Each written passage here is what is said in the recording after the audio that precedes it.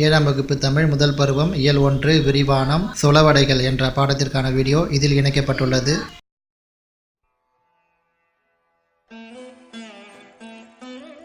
சொலவடை என்பது நாட்டுப்புறங்களில் வாழும் கல்வி அறிவு ஆற்றவர்களால் அறிவு சார்ந்து உருவானவை. இஃது முழுக்க முழுக்க பேச்சு வழக்கு தமிழிலேயே அமைந்திருக்கும்.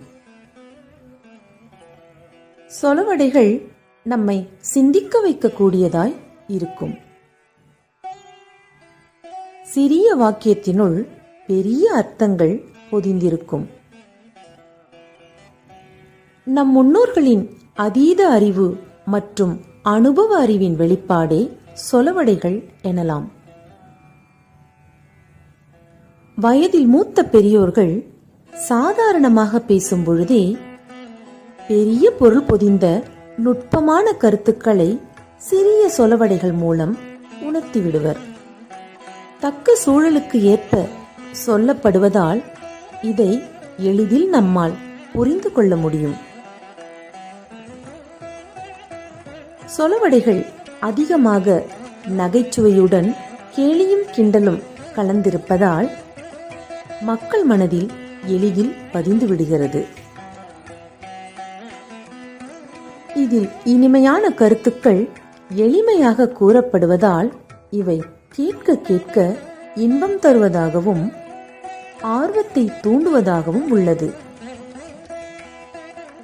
ஆனால் தற்பொழுது உலா வரும் சொலவடைகளோ அர்த்தமற்றதாய் வெறும் நகைச்சுவை சார்ந்து மட்டுமே உள்ளது. சொலவடைகள் சில. தண்ணி வெண்ணியானாலும் நெருப்பு அணைக்கும். எப்படிப்பட்ட சூழ்நிலைகளிலும் தம் தன்மையை இழக்காமல் இருத்தல். உப்ப தின்னவே தண்ணி குடிப்பேன். தப்பு செய்தால் தண்டனை உறுதி. ஆளா சொல்றவா அரசால சொல்லுவாங்க. உறவினர்கள் கூறும் அறிவுரை. சிரிக்க சிரிக்க சொல்றவங்க சீரழிய சொல்லுவாங்க. பொறுப்பற்றவர்கள் கூறும் அறிவுரை. குந்தி தின்னா குன்று கரையும். உழைப்பில்லாதவர்கள் செல்வம் அழியும். 8 வயசானக்கள் தான் ஏரிக்கு வழியேற்குதான். வயதுக்கு ஏற்ற அறிவு இல்லை. தானா கனியாத பழத்தை தடி கொண்டு அடிச்சா புளிக்கும். அனுபவம் மூலம் புரிந்து கொள்ள வேண்டும். ஆக்கியவனுக்கு சட்டி பானைந்த மீதி. உழைப்புக்கு ஏற்ற பயன் இல்லை.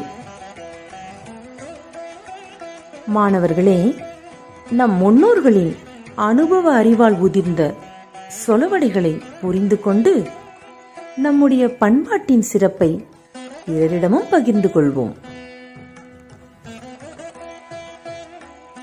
இந்த வீடியோ பிடிச்சிருந்தா யூடியூப் சேனலை சப்ஸ்கிரைப் பண்ணுங்க, லைக் பண்ணுங்க, மறக்காம உங்க ஃப்ரெண்ட்ஸுக்கு ஃபார்வர்ட் பண்ணுங்க, ஷேர் பண்ணுங்க.